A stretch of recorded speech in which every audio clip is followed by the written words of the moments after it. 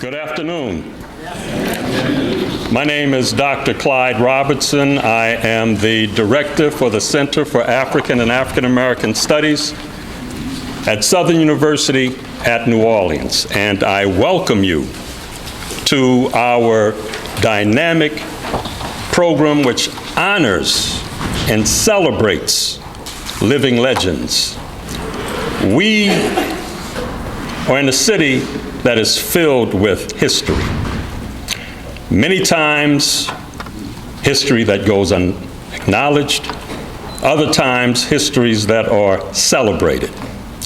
Seldomly, however, do we celebrate people who are still alive.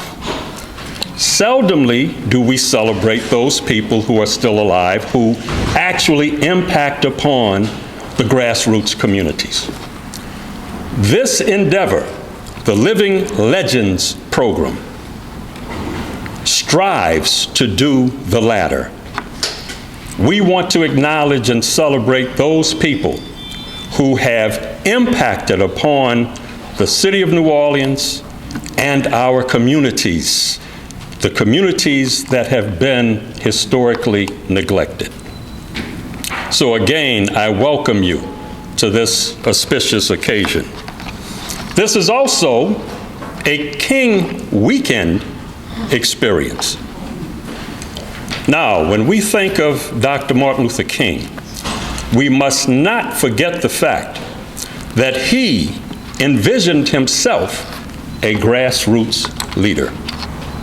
And so, in memory of that, and paying homage to him, we again acknowledge and celebrate the grassroots leaders of this city.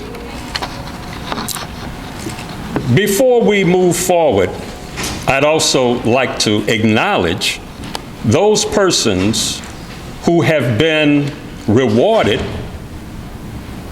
and awarded this extremely important designation.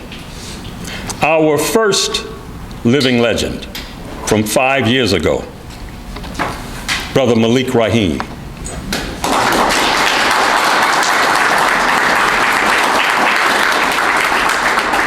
Brother Malik Rahim has toiled in the community for nearing 50 years. Soon after returning from Vietnam, he joined and helped start the New Orleans chapter of the Black Panther Party.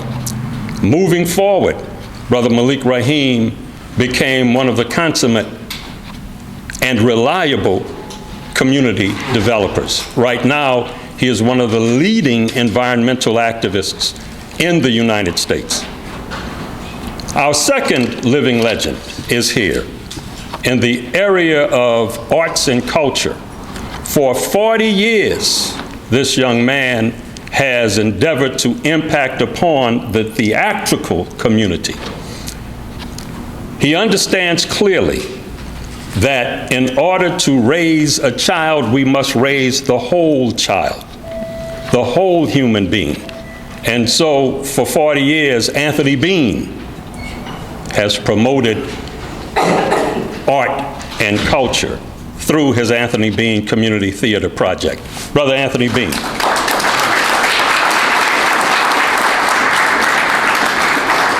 We have also celebrated dancers in the community, people like Mariama Curry, Kulu Dance Company for children, and Kafo Dance Company for adults.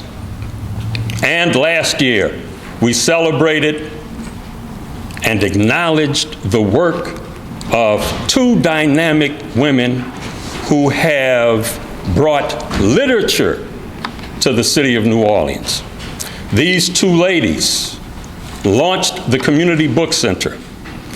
Through the 30 years that they've been in business, many times they've gone into their own pockets to make sure that the company works and still offers literature by and for African American people.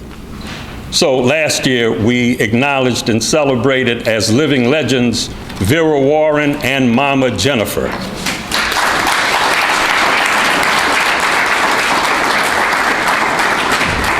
This year, we have looked for and found a person who has impacted upon the health of African American people, but not just African American people, all people.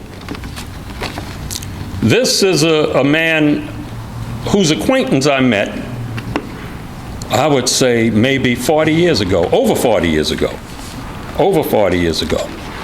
I was listening to WBOK, WYLD FM radio station, and I heard a young man speaking about health disparities, health concerns, in a segment, a weekly segment called You and Your Health.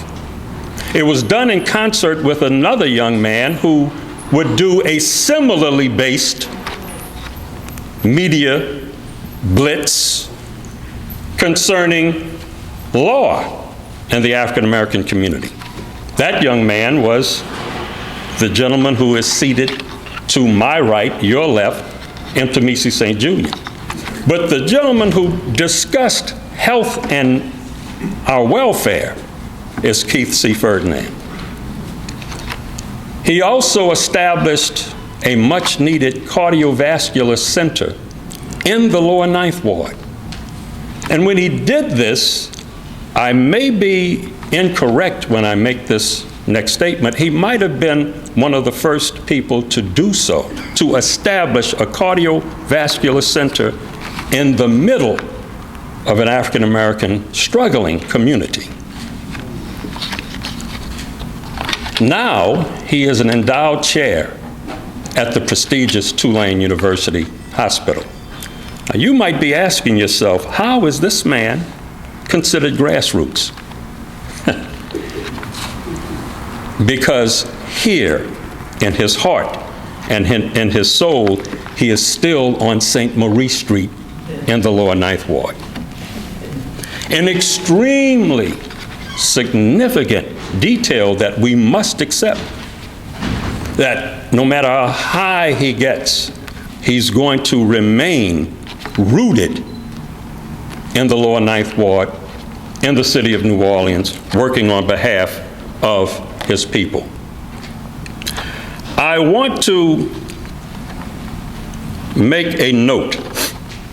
We are going to move Dr. Ferdinand's presentation until after the tributes, per his request.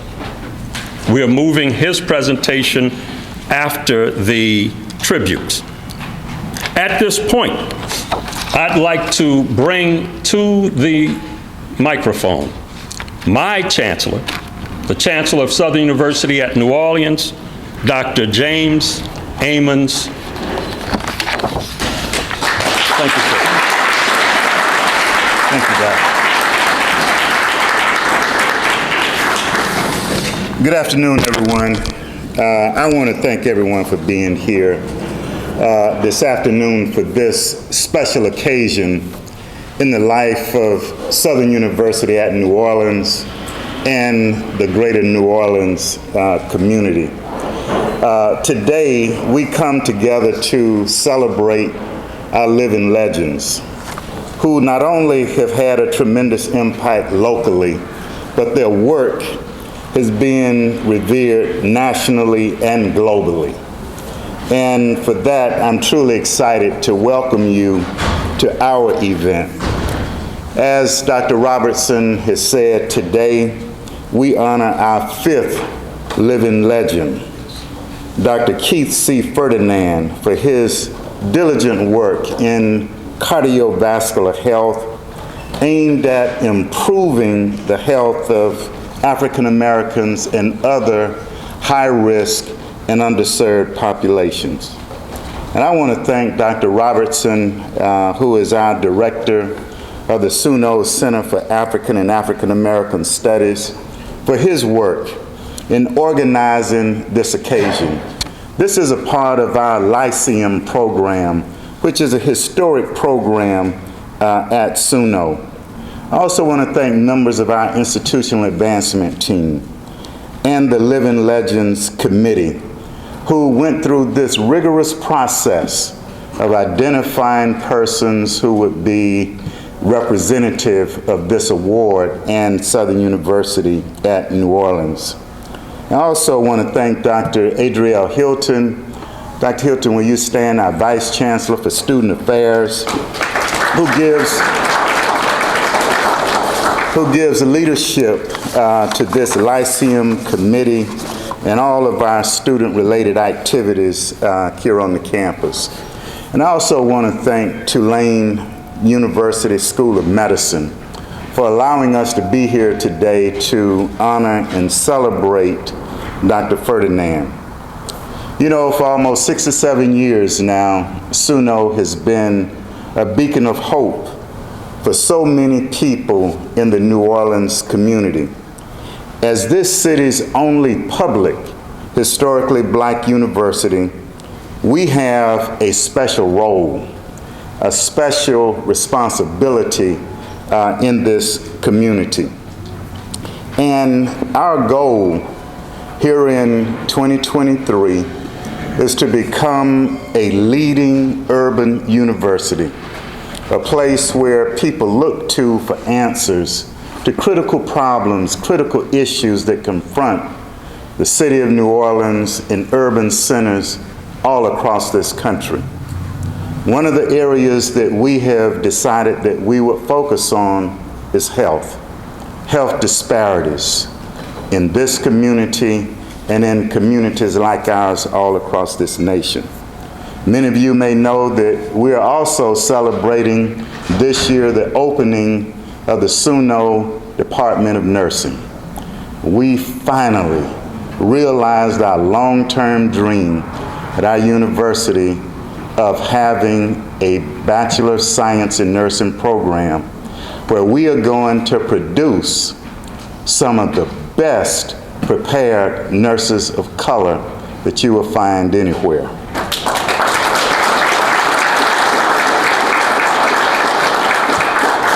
And so this goal that we have of being one of the nation's leading urban universities will be achieved through research, community partnerships, and collaborative programs that will bring this community together. And so again, we must always remember that we should pause and recognize those people who are important in this community and for our university. And so we're doing this today. And I want to thank all of you for being here, the community members, as well as our past living legends who have devoted their lives to the work of this community. People like Dr. Ferdinand. And I also want to thank some of our special guests here, and I have to recognize my former chancellor and also Senator Dr. Joseph Bowie. I want to thank you for being here. And if there are any other elected officials here, and I know that there are staff people from the offices of elected officials, and I want to thank you for being here representing the elected officials for whom you work. So again, the price of success is hard work. And so again, I want to thank you, Dr. Ferdinand, and I want to thank all of our living legends who are here with us today for all that you do to not only positively impact the New Orleans community, but the globe. Thank you and welcome.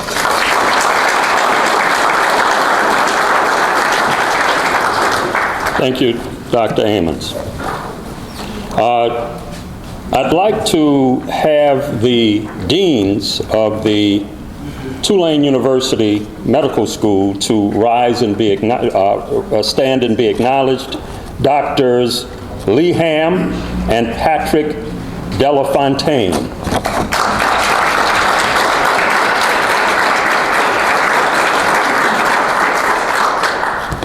Remember, we are changing slightly the order of the presentations. We would like to have the daughter and sibling of Dr. Ferdinand come to the podium.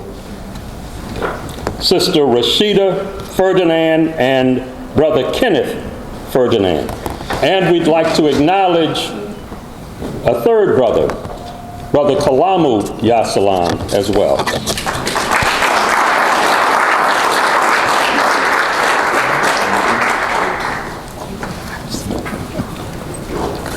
Keep it short. I'm trying,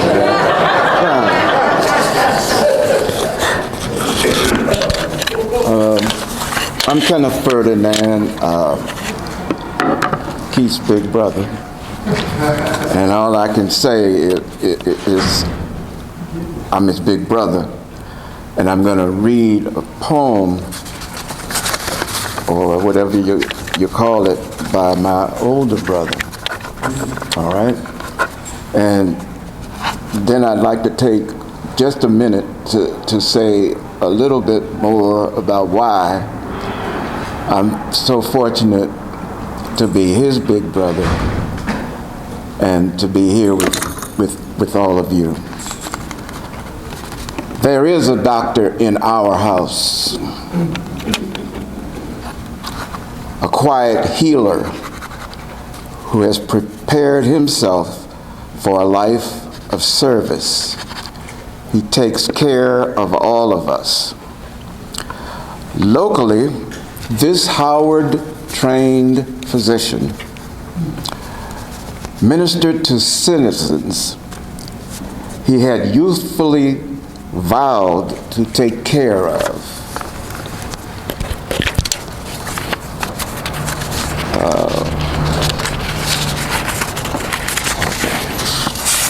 I can't even turn a page. In our city, we have a teenager who grew up below the canal and became an adult striding across metropolitan areas. Worldwide he journeyed, addressing all manner of ailments that all kinds of people had. His reputation preceded his physical presence. Across the globe, he was known and celebrated, even among people who never met him personally. This black man understood and took seriously the admonition to first do no harm, as he embraced the task of helping others. When people ask the eternal question, we are pleased to respond, yes, we have a doctor in our house. Thank you.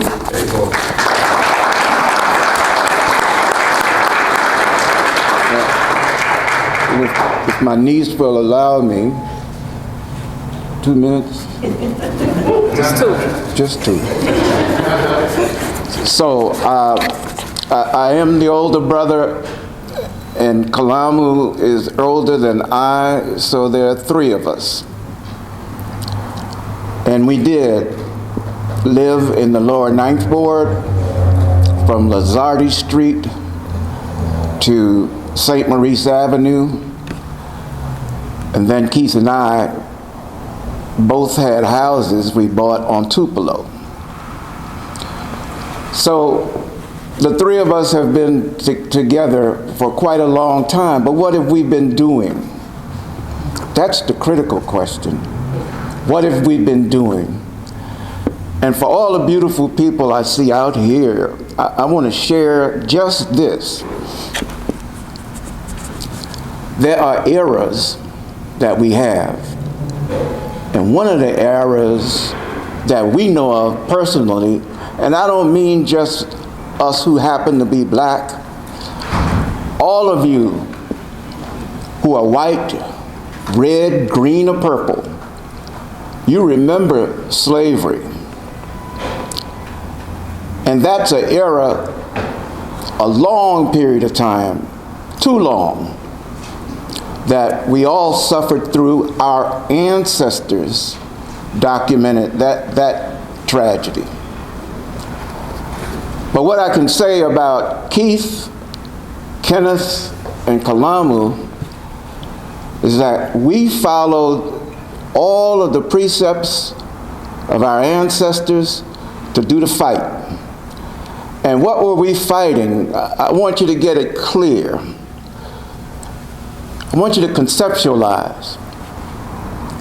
We weren't fighting everybody every day. We were very specific and clear. We killed Jim Crow.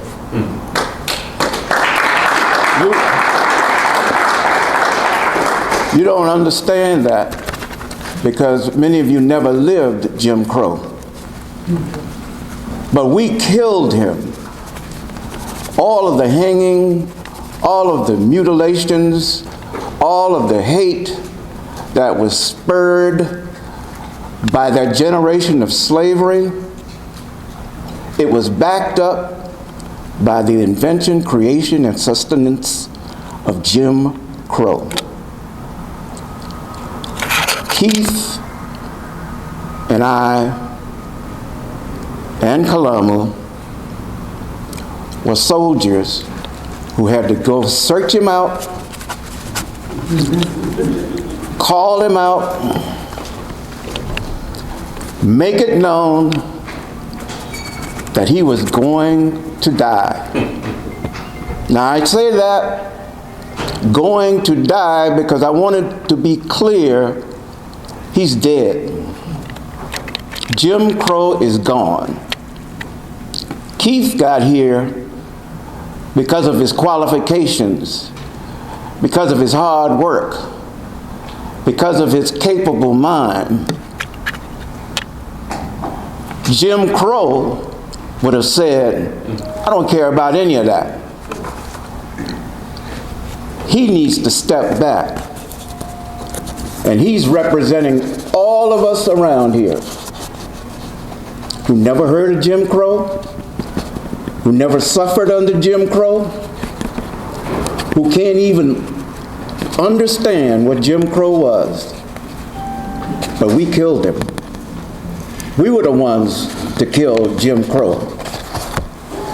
All of my guys and ladies sitting around here participated in killing Jim Crow. And so now, I don't have to ask my grandkids whether they want to go to some restaurant to eat, some school for an education. They can go anywhere they want to. And everybody agrees. We didn't have that. We had Jim Crow. Thank you.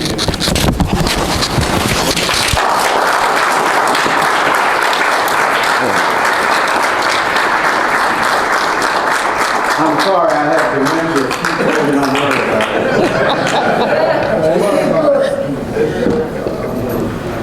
it. So I'm Rashida Ferdinand. I'm Baba, that's what I call him. I'm his second child, his oldest daughter.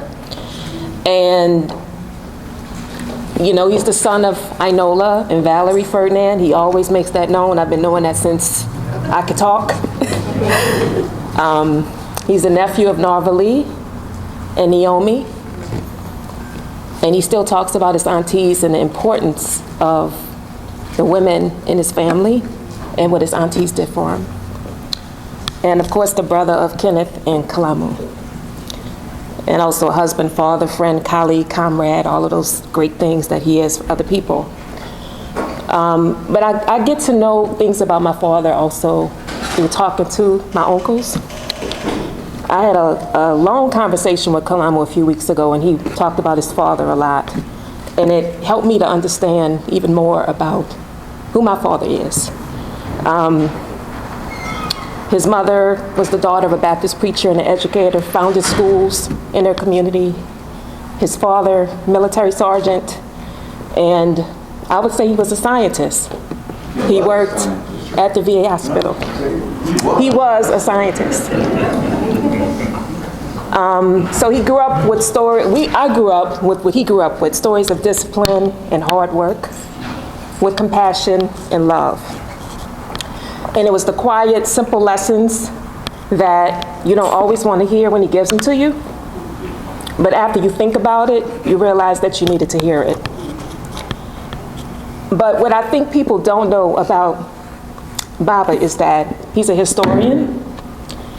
He actually was a history major. He's a history buff. He can tell you anything and everything about streets, monuments, spaces, everything in the city. He can tour the city for you. And he's an artist. He's a painter. He doesn't want to paint anymore. But if we're sitting around doing stuff, we'll start doodling and drawing. We actually draw the same way. It's really interesting, our little sketching, way of sketching. He's a cultural bearer.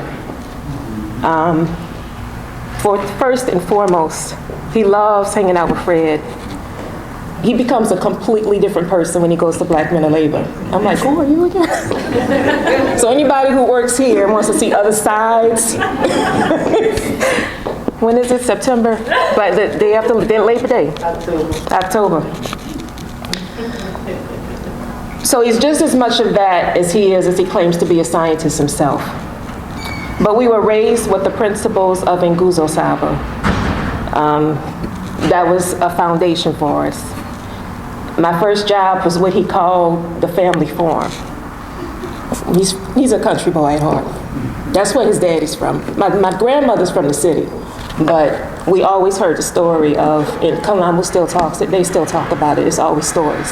Walking to New Orleans, because my grandfather walked from Napoleonville to New Orleans with bread and milk at 13 years old. So, and it's true, I didn't think it was true till you really realized people did this. Hence, one of Fats Domino's songs. So I learned work ethic, I learned the importance of community, of health, of community space and development and engagement at Heartbeats. It was a space where even Bob and Shawishi, his wife, taught exercise class. They had nutrition classes. It was preventative health before preventative health was a name. And so, I definitely appreciate what being in a space where, the office was literally down the street from our house. When we lived in Lower 9 on Flood Street. Sometimes we would ride a bike. He wouldn't ride a bike, but I remember riding a bike sometimes to the office. But working there, and it was just a normal part of my routine. So that importance of study, commitment, hard work, consistency, all with kindness. How you treat people, how you consider people, how you thank people. Gets acknowledged, gets recognized, but when it comes from the people who he knows, who are part of his life, the core of who he is, that is the one that touches his heart most. So thank you.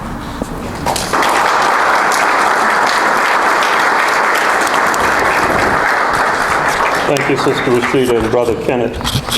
Again, we don't just acknowledge people because they are professionally successful. This is a quintessential example of how this man is the whole human being, a family man. He's first and foremost a son, and he's a brother, and he's a husband, and he's a father. And you could clearly, by the presentations just delivered, understand that he's been wildly successful in all of those endeavors. At this point, he is not only a physician, a father, husband, and the like, but he's also a community man. And there are people who are here who are part and parcel of that aspect of his life who will come to the stage and acknowledge him. Starting with Sister Chloe Valavasso.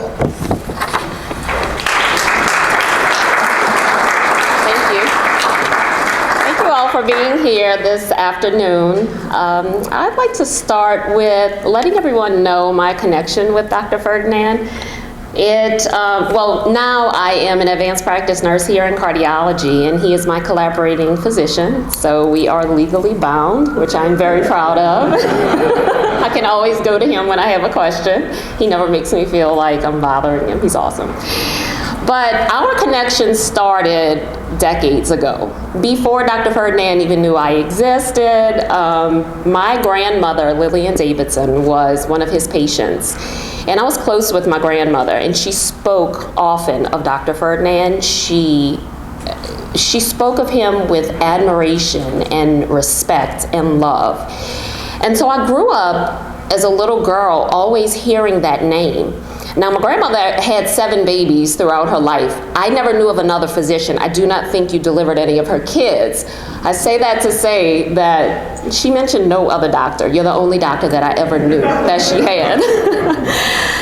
So as time went on, my father became a patient of Dr. Ferdinand, and Dr. Ferdinand put in his stent after my dad's heart attack. And again, I'm hearing the name. I'm hearing my daddy talk about his friend and his doctor. And that really made an impression on me. I decided after my dad's heart attack that I wanted to be a cardiac nurse. So then some 20-something years ago, I finished school and, became a nurse and everything. And I always remember Dr. Ferdinand. I would see that he was delivering lectures around the world. It made me proud to see somebody that looked like my family, somebody like me, doing these great things. And I knew that this was my grandmother's doctor. I knew that he was from New Orleans, one of our own. And so it made me feel very, very proud. At my previous employer, I had gotten to a point I was ready for something new, a new challenge. And I remember this day very vividly. The thought popped in my head. I said, God, if I could ever just work with Dr. Ferdinand, that would be a dream come true. Well, I pushed that thought out of my mind. I said, that will never, ever happen. There's no way that me, just little old me, could ever work with somebody like Dr. Ferdinand. Fast forward, at another time in my life where I was kind of trying to figure out my next step, what I was going to do, I received a call from Dr. Ferdinand. And you don't know this, but I was elated. I kept my cool. I said, yes, of course. It was not something I had to think about or consider. It was absolutely, but I didn't tell him that. I was just like, yes, okay, sure. Got off the phone and I was just like, oh my God. And so I just cannot believe what just happened to me. So then, I get in clinic with Dr. Ferdinand, and I told him when I first started, I said, listen, can I shadow you? And he's like, absolutely, sure. I am so glad that I was able to do that. Not only did he teach me so much about cardiology and still continues to do so, I was able to see why my grandmother, why my husband's grandmother adored him and absolutely loved him. And I'll tell y'all one thing about my grandmother. Her nickname was Tiger Lil. She could be a firecracker. She was not one that let many people, really, really close to her. So I knew that there was something special about this doctor. But when I was in clinic with Dr. Ferdinand and I got to watch him interact with his patients, I knew exactly why. He makes his patients feel that they matter. He can talk to them in a way where they understand the most complicated concept. He has a way of being empathetic. He doesn't rush them. He speaks clearly to where they understand. He gives them time to talk back and say what their concerns are. It was amazing. He didn't know this, but I was in heaven. I just absolutely was overjoyed to see him actually do his thing. Then after that time passed, and then I went on to begin seeing patients on my own, the joy that I just developed when I would sit in clinic with a patient and they would tell me why Dr. Ferdinand was so important to them and why he meant so much to them. I had one patient tell me that she had severe anxiety and she had an accident while waiting to see Dr. Ferdinand. And she left, she went to her car, and she called the office and said that she was leaving because she had had an accident. She told me Dr. Ferdinand came out personally with a sheet for her to wrap around herself and took her back into the clinic and saw her that day. It's stories like that that I just love to be able to sit and listen to, because it brings me back to my childhood when I sat and listened to my grandmother. It brings me back to when my husband and I first started dating, and he told me how much Dr. Ferdinand meant to his family and to his grandmother. I want to let you know that I know when you're in clinic, you're thinking about medicine, you're thinking about how you're going to improve somebody's health. But something I want you to remember is that there may be a little girl out there whose life you're touching and you don't even know it, all through the way you're taking care of your patients and the way you're treating people. So I want to tell you thank you. Thank you for being my mentor. Thank you for giving me more time with my dad, more time with my grandmother. You often tell me that every day is a gift, and that's something that I will always remember. And thank you. Thank you for giving me more days with my family, more days with our patients.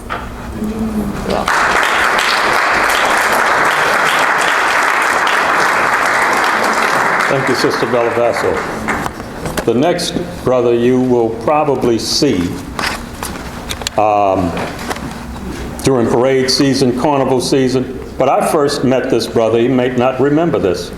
My wife and I were trying to qualify for our first home, and we visited this brother, or visited an office, and I heard this distinct downtown accent.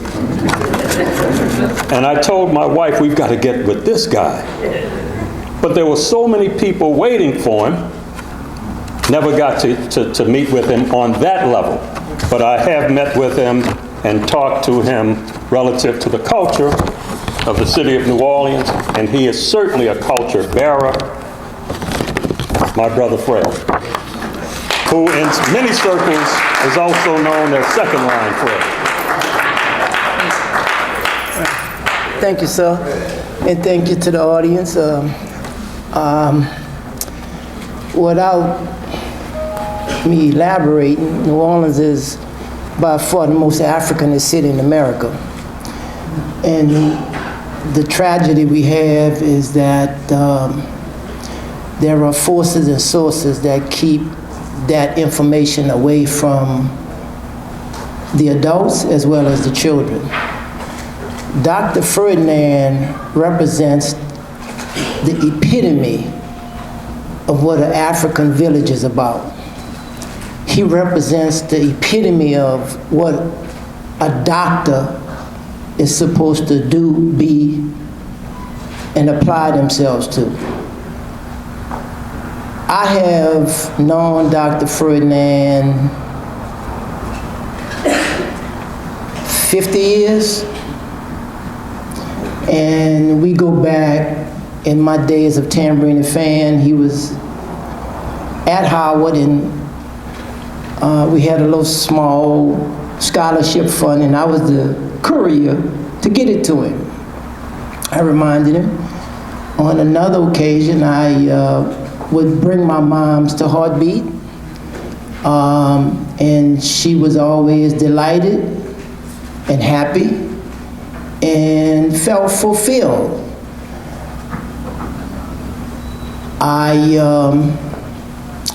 also had him to counsel me when she had a stroke. And I asked him, I said, Doc, if this was your mom, what would you do? He said, Fred, I would let her go. I turned to my siblings and I said, listen, let's let mom go at Doc's prescription here. We'll let her go in peace, don't attach nothing to her, and let her have what quality of life she's going to expire with. Fate would deal me a good hand, and I needed a cardiologist, and my daughter was looking through my plan, and she says, Daddy, your friend is in your plan? And I called him, and he was at the fairground. It was Jazz Fest time. And this dude called me back, and he gave me some instructions. He said, do this, do that, do this, do this, do that. I don't know if you remember that. And I followed those instructions. And from that point on, I became his patient, and I understood how serious of a doctor he was. I understood how important he made me feel. I understood how important he made my mother feel. I understood how he treated me with decency, respect, and in order. And he didn't treat me as if I was a number. He walked with me, he talked with me. He demystified the terminologies. When you're in a doctor's office or in any field and they get to using terminologies that's unfamiliar to you, it is frightening. You may have a 20-letter word and just to say you got a bad case of gas. You think you're gonna die. But if somebody don't demystify that word to you, you leave in worse condition than you went in. I've not had that experience with Doc. Doc has worked with us in the heart of the hood, where black men are taught not to go to the doctor, where black men are taught not to speak on what ails them, where black men are just totally misinformed about health and health behaviors. Well, Doc showed up. Not only did he show up, but he showed out. He brought a team of doctors with him. He brought equipment that was unbelievable. Not long ago, a guy called me and said, hey man, if I didn't show up at that health fair for black men, I would have never known what I had. So COVID hit. The Black Men of Labor decided that we weren't going to be a part of spreading, but we were going to encourage and entice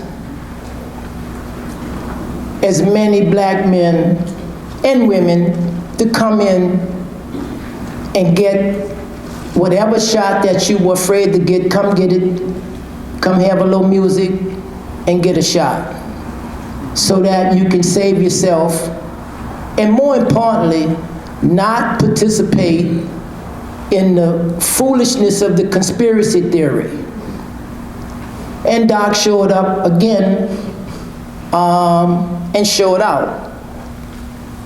I can tell you unequivocally, there has never been a time when I called him or texted him that he didn't reply. That is what a doctor represents. And it is imperative and important for this to happen because we need to give him his flowers while he's alive. You're right. And thank you, Southern University, for having the vision and the foresight to do this. Because too often, the people who do the work in the vineyard, they go unrecognized. And I say to Doc, hey man, we love you, and you are what we aspire to be, apply to be, but more importantly, the challenge is, here's the challenge. How do we get the black and brown doctors coming behind Doc to act and behave in that manner? All doctors. Black, all doctors, but I agree with you. But right now I'm talking to a black doctor. All right? And Ray Charles and Stevie Wonder could see that. This is a black doctor out of black village. I'm not excluding white doctors, but I'm talking to this black man right here. How do we get more black and brown young upcoming doctors to understand you are standing on the shoulders of people who fought, bled, and died? You're not who you are because you got a degree. You're not who you are because you went to some persnickety school. You are who you are because people fought, bled, and died for you. And if you don't know that, then you need to learn that. If you can't read, then listen to the oral history. Black people, I can't speak for white people. I can speak for black people. We suffer from the highest proportions of everything that's bad. I think the Indians may be the only ones who beat us out. But everything that's bad, the African American community, because why? Systemic racism. Everything we touch, everything, I don't care what it is, you name it, systemic racism is tied to it, and we have learned to do the dance with it, where we deflect it and we keep it moving because of our African delivery, a forced delivery. We have something that you can't take from us. And you could do us, you could say what you want, call us what you want, treat us the way you want, but you can't take our soul. And I'll say this to this audience. Here's what I know in my 69 years of being around. When the black man is on, he's on. And I'm not excluding women. And when we off, we off. Doc, keep doing what you're doing. We love you. And I want to give it to you now because you're deserving of it. And you know, sometimes you might be in the quiet of your house and a little spirit hit you. And music is medicinal, right? So I got something for you. In fact, I got two things for you, Doc.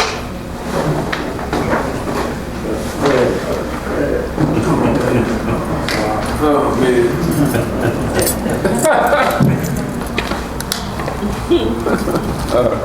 I want you to have this parasol. Keep the sun off you.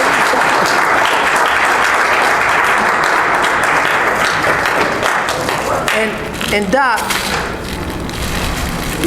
this is fabric that my compadre Todd Higgins and I left out of here, went to Senegal, left Senegal, went to South Africa, left South Africa, and went to Ghana, left Ghana, left South Africa, went to Ghana, and hung out in Ghana for a few days, and we needed to buy 500 yards of fabric.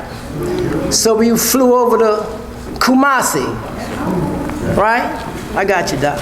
We flew over to Kumasi in the village, so we didn't go through no second person.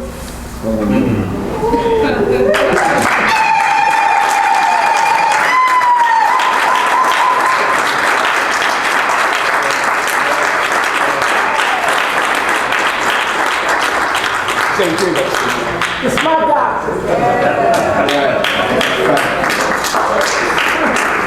Brother Fred Johnson.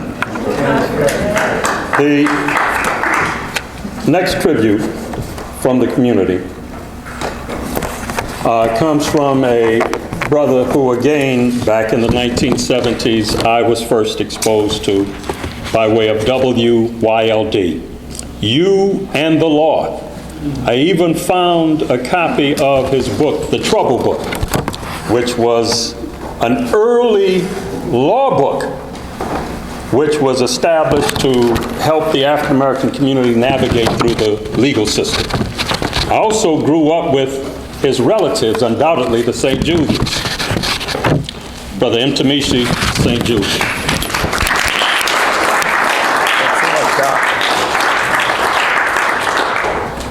Thank y'all. Thank Southern University for this honor to my good friend. And I remember us as students running every morning on the levee in the lower Ninth Ward, telling these same stories that everybody just heard, telling each other. And I remember the commitment that we made to each other, that we're going to serve, that when we go to school and we finish school, that we're going to serve. And you've done what you promised to do. And we thank you for it. I looked at that lower Ninth Ward, and on the levee, you could see the big city of New Orleans.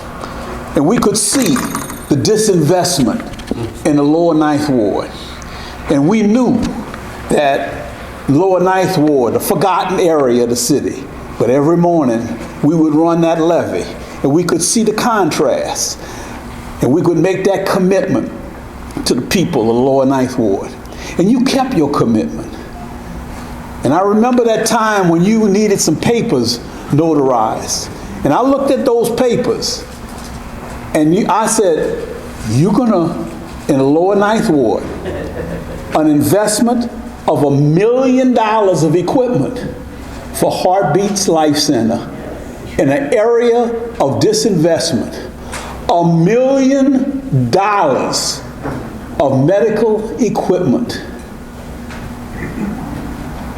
And you looked at me and said, this is what our people needed. And Heartbeats Life Center served the lower Ninth Ward. 2005, I'm driving after a meeting, 11:30 at night, and pass Heartbeats Life Center, and I still see your car in the parking lot, 11:30 at night. Still serving our people, doing work, 11:30 at night, right before Katrina. You didn't quit, and you continue serving. After Katrina, you couldn't go back. It was unable for you to go back and put Heartbeats together. But I know through the nonprofits that you set up, you were given educational seminars all over, including Southern University, SUNO, everywhere, continued to give educational seminars so people would be able to take care of themselves. And you continue to do this. And people have heard it, Fred's talked about it, and you continue to do this. You have kept your commitment. Those commitments we made as students running along the levee in the lower Ninth Ward. Thank you, brother. Thank you for keeping those commitments. Thank you so much. Thank you, Brother St. Julian. We've heard about Dr. Ferdinand, and now, in a few minutes, we're going to hear from Dr. Ferdinand. To introduce Dr. Ferdinand to all of us, I would like to bring to the podium the chairman of the Living Legends Committee, Barbara Trent Smith.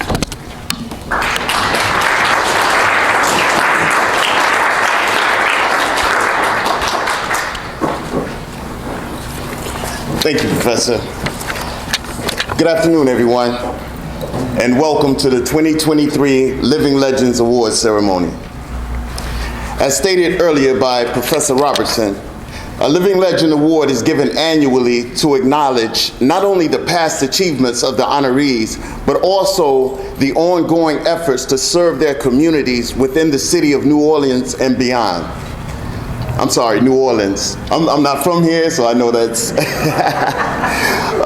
This day marks the 5th annual Living Legends Awards ceremony, and as chairman of the committee, I would like to take this time to acknowledge our past awardees. Our 2019 inductee co-founded Common Grounds, an organization that single-handedly provided food, water, clothing to over 500,000 Hurricane Katrina survivors. He is a community activist, environmentalist, and one of the founding members of the New Orleans branch of the Black Panther Party. Please welcome Baba Malik Rahim. If you could stand, please.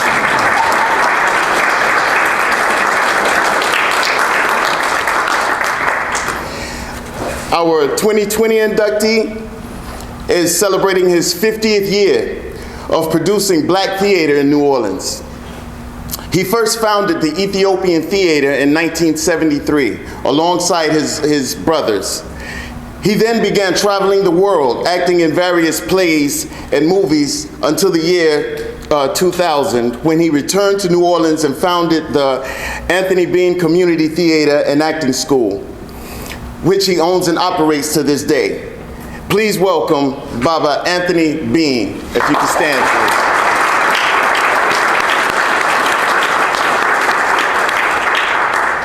Our 2021 inductee has been teaching African dance here in the city for over 30 years. At the tender age of 14, she was the youngest member of the New Orleans branch of the Black Panther Party. She later found her passion for African dance and is the founder and artistic director of Kulu and Nkafu traditional African dance companies. Umi Curry is also a school teacher, so she was unable to attend the ceremony, but she's here in spirit. So if you could please just give a round of applause for Mariama Jean Curry. Now, normally for the Living Legends Awards, we have one awardee per year. However, in 2022, we had the honor of presenting 2 Living Legends Awards. Our inductees for 2022 are Umi Vera Warren Williams and Umi Jennifer Turner. Celebrating 40 years in business, these 2 amazing women presently own and operate the Community Book Center, which is also one of the oldest Black-owned bookstores in the country. Unfortunately, neither Umi Vera or Umi Jen could attend, or due to unfortunate circumstances, they weren't able to attend, but they're here in spirit. So if we could give a hand to them.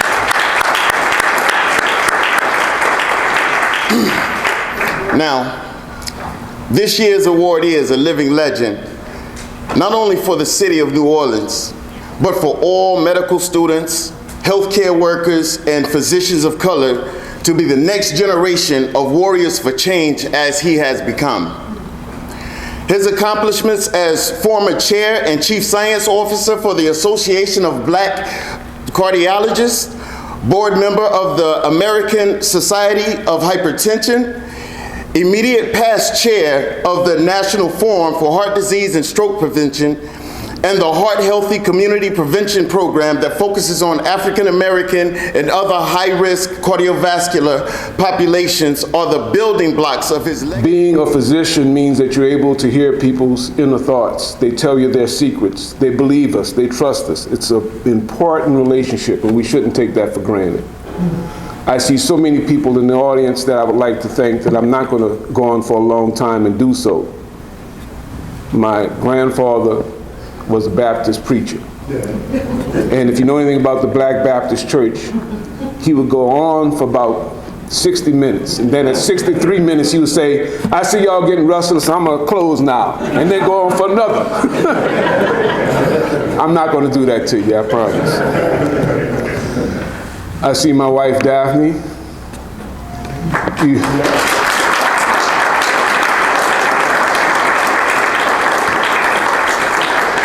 Dr. Daphne, RM, PhD, you hear about Heartbeats Life Center.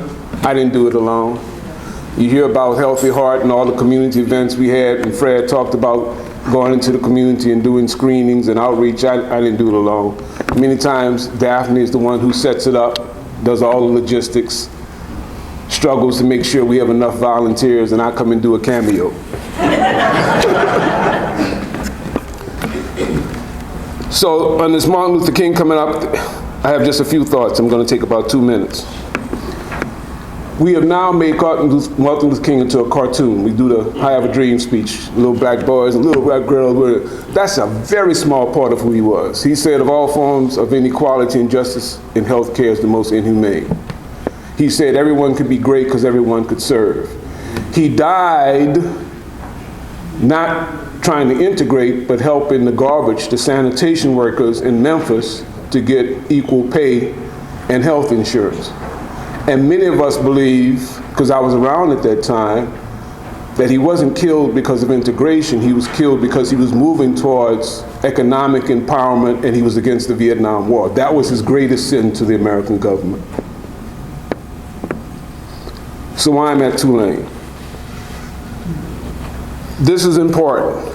It is a vehicle. It's one of the major employers in New Orleans. It's where many people come to get care. It's where my wife, my family, myself, my friends come to get care. This is where people whom I grew up with work. So it's a vital, important part of New Orleans. But really, to the extent that I'm here at Tulane, it's because you're a vehicle to help New Orleans thrive and grow. I don't think we recovered since Katrina. August 29, 2005, we were on our knees. The streets are still busted. The infrastructure still doesn't work. The power goes out. Sometimes I think I'm in Jamaica. So if I can do anything and use the vehicle here at Tulane to help this great city founded in 1698 by Bienville, incorporated in 1718, built by enslaved Africans and free people of color from the Caribbean, then let's do it. But it's not because I have some great love of being here at the great Tulane. Sorry to disappoint you. This particular opportunity, I think, is good because I see my friend Lloyd Dennis. Lloyd was the bad boy, I was the good boy. We used to run the streets. Okay, I was the bad boy, you the good boy. Now, you know that ain't true. My cousin Sherman is in the back. And we have a lot of the dignitaries who want to do their presentation. I also learned doing work with National Institutes of Health and CDC that when you go to visit a congressman and you want to lobby for a certain health care bill or you want to push for a certain program, put it on one page, big print, because they ain't going to read anything more than one page. So I'm not going to go on too long because y'all don't like long stuff. You say, okay, doctor, what do you want us to do? That's what you want to know. But the fact that Southern University has this program to help stimulate and empower the people of New Orleans to celebrate ourselves, I think is a wonderful thing. It's what we should do. The city of New Orleans is one of the great cities in the world. Most of you don't know that if you don't travel and walk the streets. When I go to these places, I take off the suit because I'm a black person, ostensibly. I can walk on the streets like a regular person. And sometimes if I start talking, they say, oh, America, and I say, yeah. They say, where you from? I say, New Orleans. Oh, New Orleans. Everybody knows New Orleans. India, South Africa, Thailand, they know New Orleans. It's an important component of the world geography. I was in the elevator one time in India, Mumbai. Young boys got on, they must have been in their 20s. Hey, where you from, man? I said, America. Oh yeah, where? I said, New Orleans. Oh yeah, 504.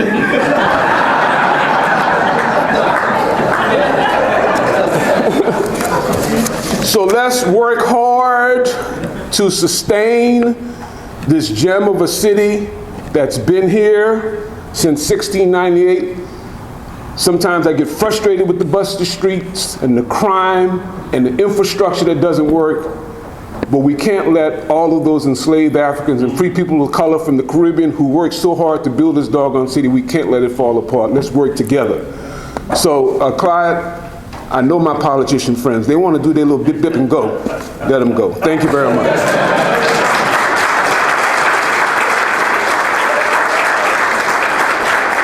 Living legend 2023, Dr. Keith C. Ferdinand.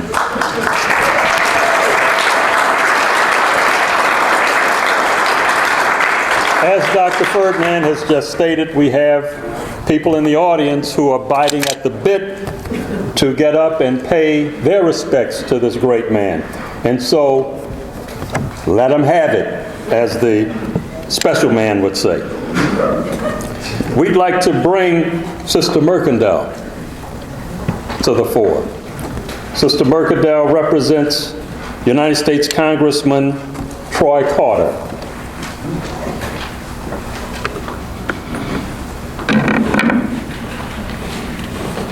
Good afternoon.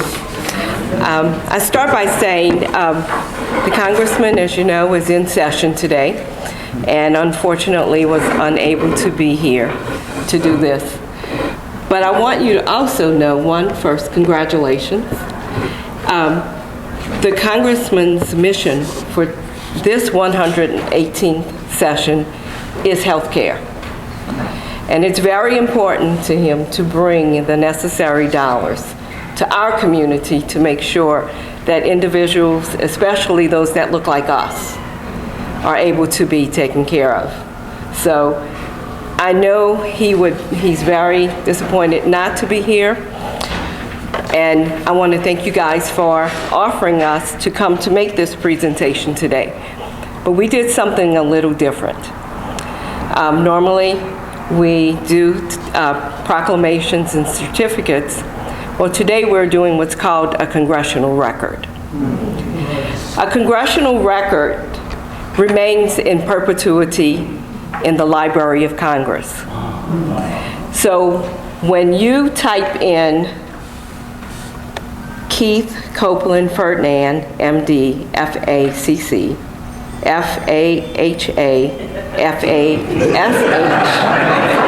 and FNLA, you will find this document that you could search and research on.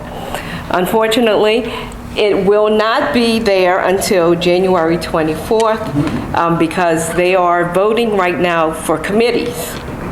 But as soon, the next date that we're able to get this filed, and it's already there waiting to be filed, hopefully that day the congressman may be able to read it on the congressional floor. We're crossing our fingers to hope that the time is available. Thank you very much. But I will say I'm not going to read it. No, please don't. But it does open with saying, Mr. Carter of Louisiana, I rise today to recognize Dr. Keith C. Ferdinand on the occasion of his recognition as a 2023 Southern University at New Orleans Center for African and African American Studies Living Legend. And it closes with saying, I am humbled to personally know such a great physician who has done so much to improve the lives of countless residents across my district. We are so honored to have Dr. Ferdinand, a true advocate for patient care. I yield back.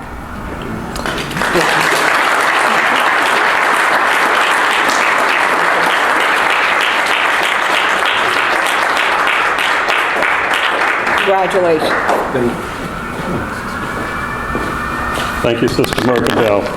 The next person to recognize Dr. Ferdinand is a SUNO man through and through. Student, faculty, chancellor, and now state senator, Dr. Joe Bowie.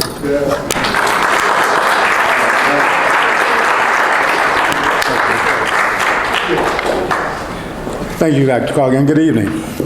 I bring you greetings from Governor John Bell Edwards from the Louisiana Legislative Black Caucus, from the Louisiana Senate, and of course from Senate District 3, which I happen to represent, which includes the Lower Ninth Ward. I am extremely happy to be here to participate in this very auspicious occasion for two major reasons. One, because Dr. Amos, Dr. Clark, you really keep the role, scope, and mission of SUNO by this great program. And two, Dr. Ferdinand, you probably don't even remember this. I was a PhD student in '86. Stress was getting me. I said, I need to go see a doctor. The center was there. I came to see you. Like Fred, you say you need to do this, that, and the other. There's really no serious piece, but if you want to continue to be here, you got to stop this. Stop eating the red meat, da-da-da-da-da. The second reason is because the Ferdinand family, I've had the blessing to work with each of those brothers, and now working with the niece in the Lower Ninth Ward. And I'm telling you, that family is a living legend. So I'd like you to join me and to give that family a hand.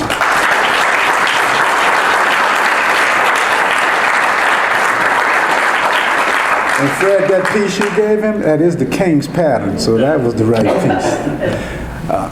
Without any further ado, I want to present the governor's commendation to this great man. And I am going to read it. Commendation says, whereas the Living Legends Award is conferred upon Dr. Keith C. Ferdinand, whereas for his dedicated work in the area of cardiovascular health aimed at improving the well-being of African Americans and other high-risk marginalized populations, and whereas through years of research and field work, he has devoted his life in medicine to eliminating health disparities regardless of race, ethnicity, socioeconomic status, or gender, and whereas he is recognized as a living legend and is awarded the Living Legends Award by the Center for African American and African American Studies and Southern University at New Orleans, and whereas the vision of this award is to acknowledge the accomplishments of the local African Americans who have impacted the city of New Orleans through their dedicated work, and whereas the Living Legends Award has been previously presented to the community leaders in the areas of activism, culture, and education, and this year, the area of health. Now, therefore, I, John Bell Edwards, do hereby give commendation and recognition to Dr. Keith C. Ferdinand as the 2023 recipient of the Living Legends Awards. In witness thereof, I hereby sign my hand officially, and this will be at the capital city and also be in perpetuity. Signed this 13th day of January, AD 2023.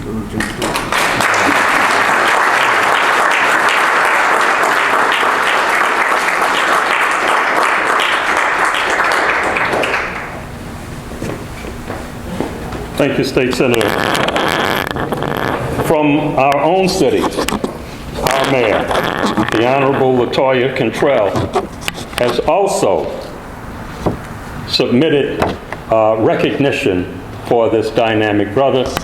This recognition will be delivered by our own member of the committee, Sister Monique Moss.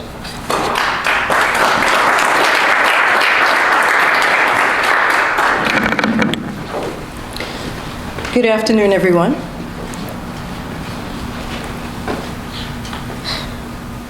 Dr. Keith C. Ferdinand.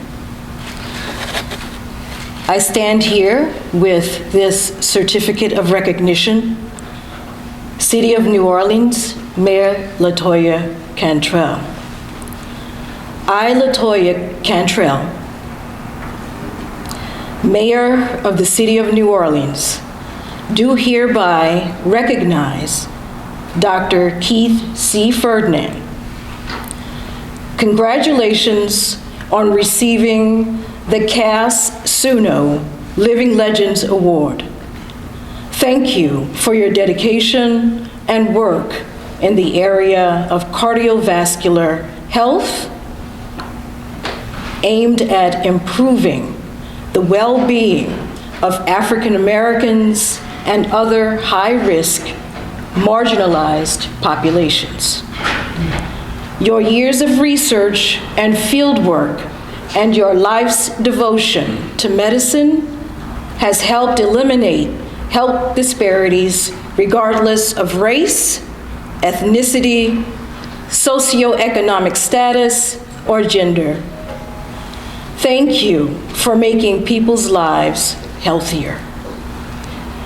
In witness whereof, I have hereunto set my hand and caused the great seal of the City of New Orleans to be affixed this 13th day of January in the year 2023.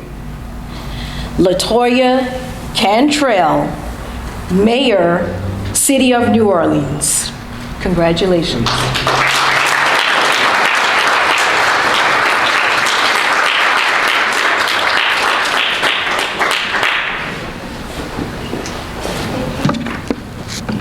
Thank you, Sister Moore. The City Council of the City of New Orleans has also endeavored to recognize Dr. Ferdinand And we have representing the City Council of New Orleans, none other than Mr. Eugene Green. Thank you, City Council.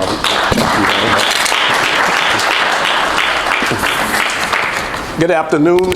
It's an honor for me to be here on this day for this very auspicious occasion. My name is Eugene Green, and I do represent Council District D, which happens to include Southern University at New Orleans. And Dr. Ferdinand, before I go on to recognize you, I just want to give a shout out to the great Southern University at New Orleans for all that is going on, all that the university is doing, and all that Southern University at New Orleans has contributed to our city. Dr. Bowie, our present police chief, our former police chief, the Southern University at New Orleans Museum of Art, the expanded nursing program, the Center for African American Studies, bringing Broadway, Black Broadway to New Orleans. I'm just so pleased to represent that district because it includes Southern University at New Orleans. So thank you very much, Southern, which is a great segue into recognizing a great man. And I know that I am the person who stands between us and the closing remarks by Dr. Robertson. But as a member of the City Council, I don't care. Our City Council is filled with Baptist preachers. I'm just joking, we have to say what's on our mind, but I'm so pleased to be here today to stand before you and recognize someone who has saved lives in our community. Someone whose commitment to our community is not only unquestioned, but is superlative. It is a superlative in terms of the contributions to our city. The Ferdinand family, with all that it's done to identify opportunities to help our community grow, it's greatly appreciated. But Dr. Ferdinand, this is your special day, and I am pleased to be in the presence of a living legend. And so I basically pay homage to you for the work that you have done, and it's greatly appreciated.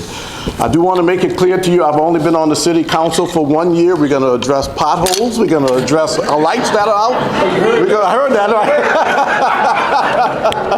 Oh, wait, everybody. That's the first time that I've heard that since I've been in office.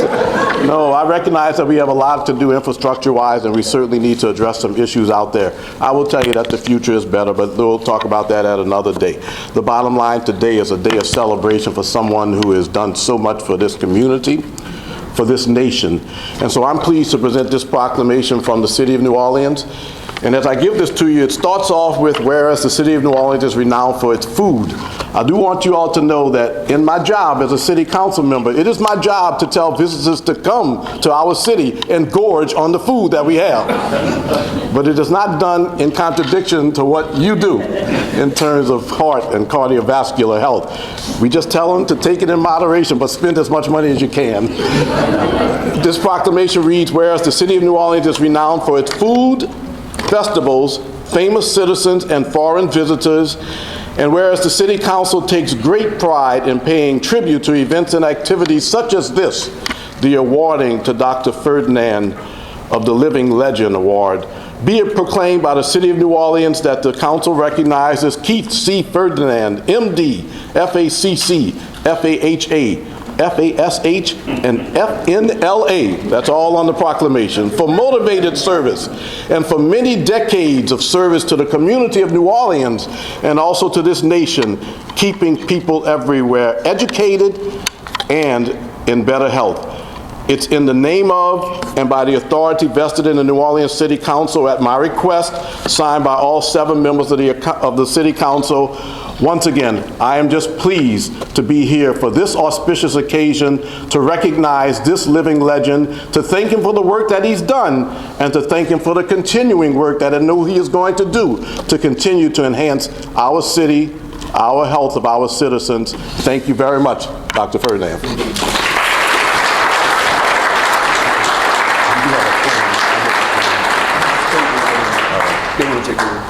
And we'll take a couple of pictures afterwards. That's Justin. Good. All right. We'll take it right after. Thank you all very much. Don't sit down, Doctor. Don't sit down just yet. On behalf of the committee, the Living Legend Committee, Title III, the Center for African and African American Studies is a Title III supported unit. On behalf of Lyceum at SUNO, we would like to present to you this plaque. It is our Living Legend Awards plaque. In recognition of lifelong dedication and guidance through clinical work, research, teaching, and assistance in leading a cardiovascular risk program targeting African Americans and other high-risk populations, presented to you by the Center for African and African American Studies at Southern University at New Orleans. Thank you, sir, for your service, your commitment, and for everything you've done.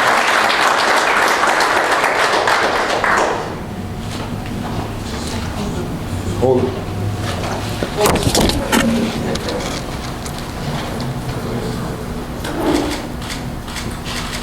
Thank you all. Thank you, brothers. All right. At this juncture, again, I'd like to encourage everyone to recognize Dr. Ferdinand.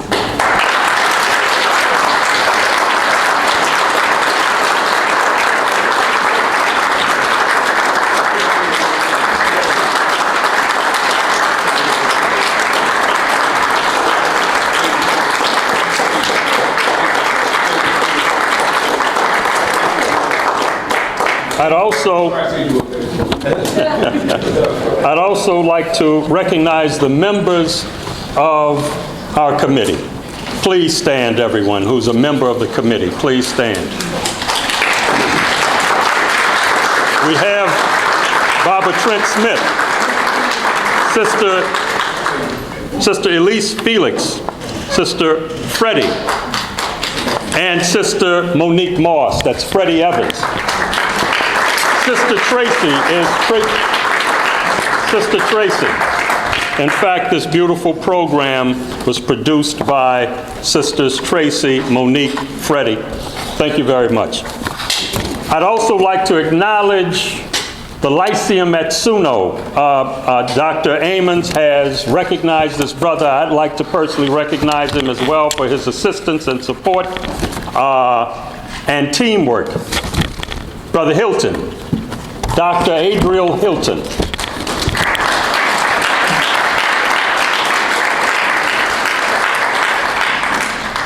We coalesced with Tulane University. After all, we're here. And I'd like to acknowledge Keith Brennan and his staff. Is Keith here? Keith Brennan and his staff in the back. And I'd like all of my family from SUNO to stand and be recognized.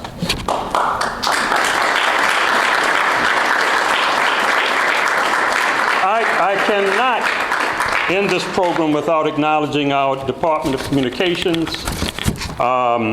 That's Dr. Rugon, Sam, Sister Niara. Where's Sister Niara? Please stand, Sister Niara, and be recognized.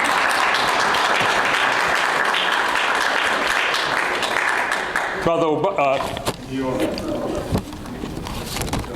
Diorion. Brother Diorion, thank you very much for all of your help.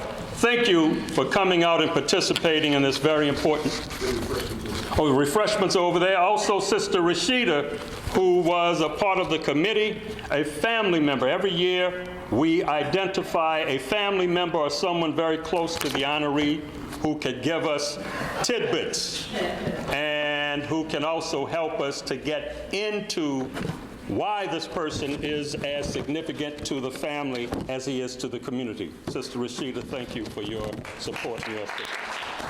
Thank you for coming out. We have refreshments courtesy of Tulane University. Indulge, please. Thank you.